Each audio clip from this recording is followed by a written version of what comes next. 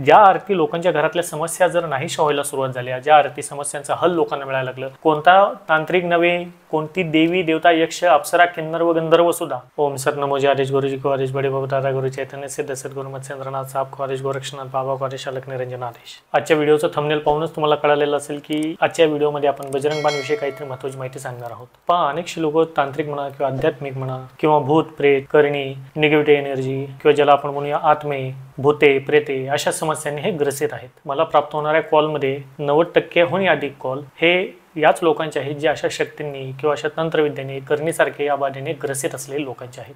बऱ्या लोकांचे म्हणणे असे आहे की यांनी दरबार चालवणारे किंवा गादी चालवणारे किंवा अनेक एका गुरुकडून दुसऱ्या गुरुकडे जाऊन आले, म्हणजे ठिकठिकाणी जाऊन येऊन सुद्धा या लोकांना फरक नाहीये। शिवाय या गोष्टींमुळे पैसा वेळ हा तर वाया गेलाच आहे, शिवाय पदरी जे पडले आहे ते आहे मनस्ताप। मग अशा लोकांनी करायचे काय की सर्व सोडून आहे ते सहन करत बसायचे। या लोकांचा काय दोष आहे की ज्यांची काही चुकी नसताना त्यांच्यावरती जळणारे लोक किंवा इतर दुष्ट शक्ती यांच्या मार्फत त्यांच्यावरती कोणती तंत्रक्रिया केली असेल, करणी केली असेल किंवा मूठमारण क्रिया केली असेल। पहा, आजच्या या युगामध्ये तुम्हाला इतरांवरती कुणावरतीही विश्वास न ठेवता स्वतःची स्वतः साधना करून अशा गर्तेतनं तुम्हाला बाहेर पडावं लागणार आहे। कारण संकटातनं तारणारा फक्त देवच असतो, कोणताही बुवा किंवा बाबा हा त्याच्या अंगावरती तुमच्या समस्या घेऊन तुम्हाला कधीही तारणार नाहीये। बरं, ज्यांच्याकडे काही सिद्ध गुरु आहेत त्यांची गोष्ट वेगळी आहे, परंतु सर्वांना चांगले गुरु मिळतील किंवा गुरु परीक्षा पाहणं हे मुळामध्ये आपल्याला शक्य आहे का? कितीतरी व्यक्ती आहेत ज्या सुद्धा गुरुच्या शोधामध्ये गुरुच्या धडपडीमध्ये त्यांचं निम्मा आयुष्य गेलेलं आहे, परंतु अजून ते त्यांना खऱ्या गुरुची किंवा गुरुतत्वाची भेटच झालेली नाहीये। यावरती उदाहरण देताना मित्र तुम्हाला म्हणेल, पहा, एखादा रेअर कंडिशन मधला रुद्राक्ष असेल, समजा ज्याची त्याची मार्केटमध्ये व्हॅल्यू 30 लाख 50 लाख 70 लाखाच्या घरामध्ये असेल, आणि अशा रेअर रुद्राक्ष जर तुम्हाला चालता बोलता जर अचानकपणे सापडला,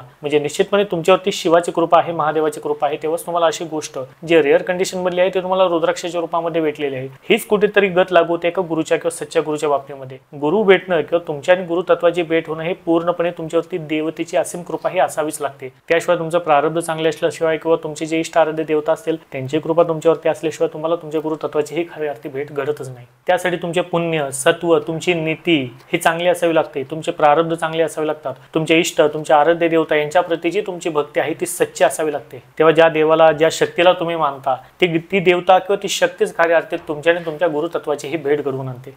आणि निश्चितच खऱ्या गुरुच्या सानिध्याने आयुष्याचं सोनं झाल्याशिवाय राहत नाही। आता तुम्ही म्हणाल की मग आमच्या खऱ्या गुरुची भेट कधी होईल किंवा आम्ही कसे ओळखू तो गुरु आमचा खरा आहे की नाही? पहा, जसं की मी त्या सर्व गोष्टी सांगितल्या त्या तर त्याला लागू होतच आहेत, पण गुरु भेटणे गुरु न भेटणे याच्यामध्ये तुमचा वेळ आणि आयुष्य हे वाया घालवूच नका। जे तुमचं पूर्व संचित कर्म, तुमचं प्रारब्ध, तुमची पुण्याई, तुमची भक्ती ही फळाला येईल, एक योग्य वेळ, एक चांगली वेळ तुमची येईल, तेव्हा निश्चितपणे जे तुमचे इष्ट आराध्य देवता आहेत, जी शक्ती आहे ती शक्ती ते इष्ट तेच आराध्य तुमच्या आणि तुमच्या गुरुची भेट घडवणार आहेत। मग ते कोणत्याही वळणावरती असेल किंवा वयाच्या कोणत्याही उत्तरार्धामध्ये असेल, परंतु तुमची गुरुची वेळ हे नक्कीपणे एका ना एका वळणावरती होईल। नाहीतर खऱ्या गुरुच्या शोधामध्ये निघालात तर वर्षानुवर्षे गेली तर हाती काय लागणार नाही अशी सुरगत अनेकांची झालेली आहे। कारण मी यापूर्वी पण म्हटलं आहे आणि आजही म्हणत आहे, गुरु आणि शिष्य असणे किंवा गुरु आणि शिष्य हे बंधन एकमेकांना घालणे म्हणजे हे आताच नाहीये, हे जन्मजन्मांतरीचे पुण्य असतात, जन्मजन्मांतरीचे नाते असतात जे गुरु आणि एका शिष्यामध्ये असतात। मग दुसरा प्रश्न याच्यामधून उद्भवतो की त्यांच्यावरती किंवा बऱ्याचशा लोकांवरती काही तंत्रक्रिया झाली असेल किंवा अशा काही शक्ती असतील ज्याच्यामुळे त्यांना त्यांच्या घरातल्यांना त्यांच्या कुटुंबांना त्रास सहन करावा लागलेला आहे। कितीतरी व्यक्ती एका अशा आहेत ज्यांना वर्षानुवर्ष त्यांच्या घरामध्ये त्रास आहे, म्हणजे घरामध्ये एकोपा नाहीये, सतत भांडण तंटे आहेत, घरातल्या लोकांचं एकमेकांशी पटतच नाहीये, पैसा घरामध्ये टिकत नाहीये किंवा इतर कोणत्याही गोष्टी असू शकतात,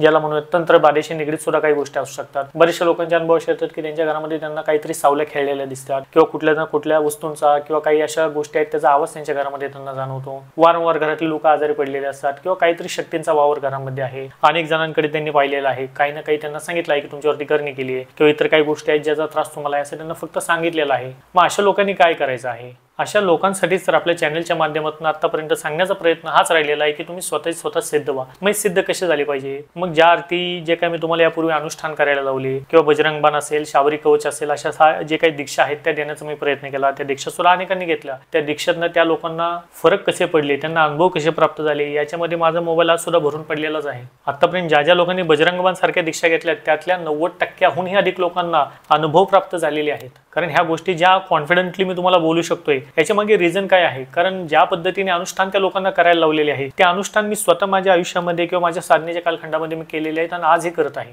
आणि ज्या गुरुकडनं म्हणा किंवा ज्या गोष्टी पूर्वापार चालत आलेल्या आहेत किंवा ज्या गुरु ज्ञानातनं मला सुद्धा प्राप्त झालेल्या आहेत त्याच गोष्टी मी त्या लोकांना शिकवलेल्या आहेत। आणि निश्चितपणे याचा उपयोग तर लोकांना तर झालेलाच आहे। मित्र म्हणेल की त्या लोकांना अनुभव अशा पद्धतीने प्राप्त झाले जे त्यांच्या लाईफमध्ये सुद्धा त्यांना कोणत्या साधने मिळालेले नव्हते। मग याच्या मागे रिझन काय आहे? कारण मी यापूर्वी म्हटलं की मार्केटमधनं आणून वाचन केलेलं पुस्तक किंवा युट्यूबवरनं गोळा करून वाचन केलेली माहिती ही माहिती आहे. माहिती असणं आणि ज्ञान असणं याच्यामध्ये जमीन आसमानचा फरक आहे. कारण ज्या गोष्टी बजरंग बाण किंवा शाबरी कवच सारख्या दीक्षेमध्ये मी सांगतो किंवा ज्या अर्थी ते अनुष्ठान केले जातात त्यामध्ये काही गुप्त विधान, गुप्त विधी असतात, कोणकोणते तोडगे असतात, कोणत्या गुप्त वस्तू याच्यामध्ये वापरल्या जातात, ह्या सगळ्या गोष्टींचं नॉलेज मी बजरंग बाणच्या दीक्षेमध्ये देत असतो. मग ही दीक्षा घेतल्यानंतर ज्यावेळेस तुमच्या घरामध्ये असे अनुष्ठान होतात त्यावेळेस खऱ्या अर्थी त्या साधकाला अनुभव प्राप्त व्हायला सुरुवात होतात. घरात न त्रासात न मुक्त व्हायला सुरुवात होती. घरात एक क्लेश, भांडण, तंटे हे नाहीच व्हायला सुरुवात होतात. अनेक अनुभव मला प्राप्त झाले की त्यांना कोणकोणते दिव्य अनुभव हे दैविक रूपाने प्राप्त झाले. मग कुठे प्रकाशाच्या स्वरूपामध्ये असू द्यात किंवा शब्द चमकणे अशा संदर्भामध्ये असू द्यात किंवा फोटोतून कोणती तरी चमत्कारी गोष्ट बाहेर येणं अशा स्वरूपामध्ये असू द्यात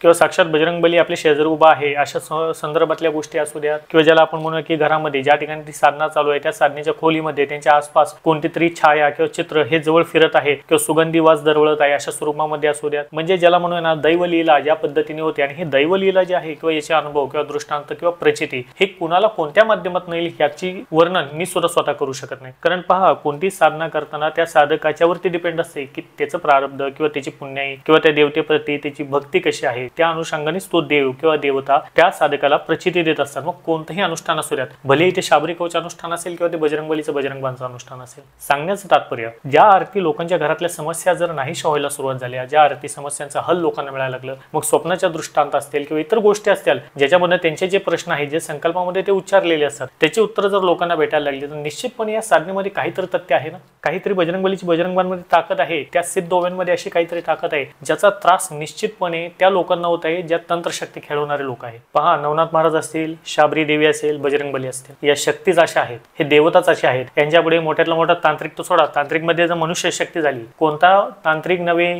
कोणती देवी देवता, यक्ष, अप्सरा, किन्नर व गंधर्व सुद्धा हे या देवतांपुढे टिकू शकत नाहीत. या देवतांच्या अपोजिट या शक्ती क्लेम करू शकत नाहीत. आणि गॅरंटेड 100% मी अनुभवाने बोलत आहे, यकीन म्हणा, ज्या युद्धामध्ये जर नवनाथ महाराज असेल, बजरंगबली असेल किंवा शाबरी देवी असेल, जर हे युद्धामध्ये उतरले तर महाराज युद्धाचा रिझल्ट हा युद्ध सुरू होण्यापूर्वी झालेला आहे. त्यामुळे अशा देवतांपुढे कोणतीच तंत्र मंत्र शक्ती, काळी जादू करणी, बाणामती, कोणतीही चेटक विद्या असेल, करणी असेल किंवा मूठमारण क्रिया असेल, अष्टांग असेल, कोणतेही षटकर्म असेल, कोणत्याही पद्धतीची, कोणत्याही धर्मातली, कोणत्याही पंथातली कुविद्या असेल, ही या शक्तींपुढे निभावून किंवा टिकाव धरू शकत नाही. एवढी ताकद आपल्या या तिन्ही देवतांमध्ये आहे. त्यामुळे तुम्ही स्वतः विचार करा, जर तुमच्या घरामध्ये नवनाथ महाराज किंवा शाबरी देवी, इव्हन बजरंगबली, समजा या देवी देवतांचे जर स्थान असेल, या देवी देवतांचे होणारे जर अनुष्ठान तुमच्या घरामध्ये होत असतील, मग तुम्हाला कोणत्या बुवा बाजी करणाऱ्या, गादी चालवणाऱ्या किंवा तंत्र मंत्रविद्या जाणणाऱ्या अशा लोकांची तुम्हाला गरजच कशाला लागणार आहे. आतापर्यंत चॅनलच्या माध्यमातून सांगण्याचा प्रकार किंवा सांगण्याचं तत्व हेच तर राहिलेलं आहे ना, की तुम्ही देवतेंची साधना करा. तुम्ही नवनाथ महाराज असेल तर नवनाथांची साधना करा, हनुमान असेल तर बजरंग बाणची साधना तुम्ही करा, किंवा शाबरी देवी असेल तर शाबरी कवच याची तुम्ही साधना करा, अनुष्ठान करा. दीक्षेच्या स्वरूपामध्ये तुम्हाला मार्गदर्शन करण्यासाठी आम्ही तर आहोतच ना. आणि नक्कीच तुम्हाला बजरंगबलीने असेल किंवा नाथ महाराजांनी असेल ही चॉईस केलेलं आहे किंवा निवडलं असेल किंवा तुमच्यावरती ती असीम कृपा झाली असेल, त्याच लोकांना हे बजरंग बाणसारखे अनुष्ठान आतापर्यंत घडले आणि येत्या काळामध्ये सुद्धा ते घडतील. अध्यात्मामध्ये जर तुम्हाला पुढे जायचं असेल तर तुम्हाला स्वतः झेजावं लागेल. देवता प्राप्त करायचे, सिद्धी प्राप्त करायचे किंवा साधनेद्वारे जर देवता इष्ट आराध्याची प्राप्ती करायची असेल तर तुम्हाला स्वतः तप करावं लागणार आहे, अनुष्ठान स्वतःची स्वतः करावं लागणार आहे. तरच तुम्ही खऱ्या अर्थी अध्यात्मामध्ये पुढे जाणार आहात. आणि स्वतःचीच काय तुमच्या घरातल्यांचं सुद्धा रक्षण करायची ताकद, कॅपेबिलिटी तुमच्यामध्ये येणार आहे. आणि खरा गुरु सुद्धा तोच ओळखावा जो अध्यात्मातून तुमची प्रगती करायला पहिल्यांदा तुम्हाला लावेल. त्यामुळे इथे तिथे भटकण्यापेक्षा, याच्या त्याच्यावरती विश्वास ठेवावा की न ठेवावा या प्रश्नामध्ये अडकण्यापेक्षा तुम्ही स्वतः तुमच्या घरामध्ये स्वतः बजरंग बाण करा, बजरंग बाणचे अनुष्ठान करा. का बजरंग बाण मध्ये सुद्धा म्हणलेलं आहे, पाठ करे बजरंग बाण की हनुमत रक्षा करे प्राण की. का म्हटलेलं आहे? कितीही जुनं तंत्र असेल, मंत्रविद्या करून ठेवली असेल, पिढ्यानपिढ्या चाललेली मंत्रविद्या, शक्ती घरामध्ये असेल किंवा तंत्र तुमच्यावरती केलं असेल तर त्याला शोधून मारायचं काम हे बजरंग बाण करते. कारण त्यामध्ये वर्णन सुद्धा त्याच्यामध्ये, यह बजरंग बाण जे हे मारे ताही कहू फिर कोण उभारे. म्हणजे जर बजरंग बलीन जर एकदा ते अस्त्र हातामध्ये घेतलं, बजरंग बाण जर ते मुखातून तुमच्या सुटत असेल घरामध्ये, तर ती शक्ती म्हणजे बजरंग बाणच्या रूपामध्ये सुटलेला बाण ही त्या शक्तीला शोधून मारायचं काम करतो. एवढी ताकद बजरंग बाणमध्ये आहे. मग याच्या पुढे तंत्रविद्या असेल, मंत्र, भूताट या शक्तींना थारा नाच्या स्वरूपामध्ये समजावा. त्यामुळे पहा, ज्या लोकांनी बजरंग बाण सिद्ध केलेले असते किंवा जे लोक बजरंग बाणचे नित्यक्रमामध्ये पाठ करणारे लोक असतात, अशा या लोकांपासून ज्यांच्या अंगामध्ये दुष्ट शक्ती आहे, प्रेतात्मे खेळतात, हे लोक किंवा प्रेतात्मे, भूत, प्रेत ह्या लोकांपासून लांब पळतात ज्यांनी बजरंग बाण सिद्ध केलेले आहे. एवढी ताकद तेवढी ऊर्जा त्या लोकांमध्ये असते बजरंग बलीच्या कृपेने. असे कितीतरी अनुभव पुरुषांनाच आले, पुरुषांनाच नव्हे तर आपल्या माता भगिनींना सुद्धा आलेले आहेत. अनेक महिलांनी बजरंग बाणचे पाठ केलेले आहेत. आणि यावरून एका प्रश्नाचे उत्तर तुम्हाला देऊ इच्छितो की बरेचशा महिलांचा फोन येतो की महिलांनी बजरंग बाण पाठ केली तर चालते का? अवश्य महिलांनी बजरंग बाण पाठ करावेत. अवश्य महिला या बजरंग बाणचा पाठ करू शकतात. मी दिलेल्या दीक्षेच्या कालखंडामध्ये कितीतरी माता भगिनींनी बजरंग बाण हे शिकले आणि स्वतः ते सिद्ध केलेले आहेत आणि त्याचे चमत्कारिकरित्या त्यांना अनुभव सुद्धा प्राप्त झालेले माझ्याकडे फोन आणि व्हॉट्सअप आणि मेसेजेस सुद्धा आहेत. सेकंड पॉईंट येतो की बजरंग बाणमध्ये आम्ही गुरु केला नाही किंवा आम्ही गुरु केला तर चालतो का, नाही केला तर चालतो का? लक्षात घ्या, ही गुरु दीक्षा आणि बजरंग बाण दीक्षा याच्यामध्ये फरक आहे. तुम्ही बजरंग बाण दीक्षा ते सर्व लोक घेऊ शकतात ज्यांनी गुरु केलेला असेल किंवा गुरु केलेला नसेल. त्यामुळे याला कोणताही कंपल्शन असं नाहीये की गुरु असलेलाच व्यक्ती हा बजरंग बाण करू शकतो किंवा गुरु नसलेलाच व्यक्ती हा बजरंग बाण करू शकतो. इव्हन कोणताही गुरु कुठल्याही देवांची उपासना साधना करू नका असं कधीही म्हणणार नाहीये. आणि हनुमंतासारखे जर सात्विक परमसात्विक देवता किंवा परमसात्विक प्रणालीतले देवता ही हनुमंत किंवा बजरंग बली आहेत. त्यामुळे बजरंग बाण ही गुरु दीक्षा नाहीये. बजरंग बाण या दीक्षेमध्ये तुम्हाला बजरंग बाण सिद्ध कसे करायचे, बजरंग बाण सिद्ध करताना त्यामध्ये कोणत्या स्वरूपाचा गुप्त विधी संकल्प असतो, कोणत्या गुप्त वस्तू क्रिया याच्यामध्ये केले जातात, याचा संपूर्ण पाठ बजरंग बाण करण्यापूर्वी बजरंग बाण झाल्याच्या नंतर काय करायचे हे संपूर्ण शिकवणारा हा विधी या बजरंग बाणच्या दीक्षेमध्ये आम्ही शिकवत असतो. त्यामुळे त्या बजरंग बाणच्या दीक्षेमध्ये तुम्हाला हा विधी संपूर्णपणे समजावून घेऊन नंतर सिद्ध मुहूर्तावरती शुभ दिवसांमध्ये हे बजरंग बाणचं अनुष्ठान तुमच्या घरामध्ये तुम्हाला स्वतः करायचे असते. ही समजून सांगणारी जी प्रणाली आहे त्याला आपण बजरंग बाणची दीक्षा असे संबोधलेले आहे.